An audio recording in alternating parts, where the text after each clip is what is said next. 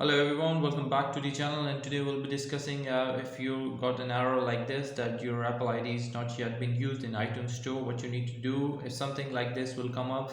To fix this up, what you need to do is just go to your settings, and after going to your settings just tap on your ID, and under the ID you need to add your payment method. Here from the payment and shipping method, you just need to tap on it, and you need to add your payment method in your iCloud or in your iTunes or your Apple account.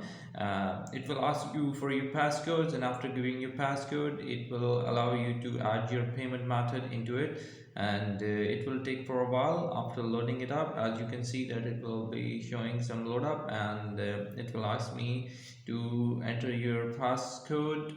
It will ask for your passcode, and after providing passcode you need to add your payment method. And after providing the payment method, what you need to do is just go to your Apple Store, and after going to your Apple Store you need to go into your ID. Here from the top right corner, just tap on it, and after tapping up it you can see that their Apple ID is showing on the top of your App Store. You need to sync it down and add the payment method into it as well.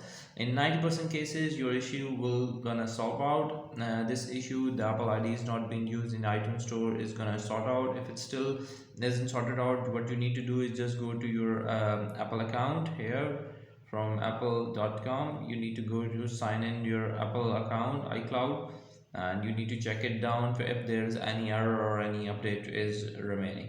So that's how you can actually fix this issue. If the ID is still not fixed, you can leave a comment and I'll get back to you as soon as I can. Thank you very much for watching the video. Until next video, bye bye.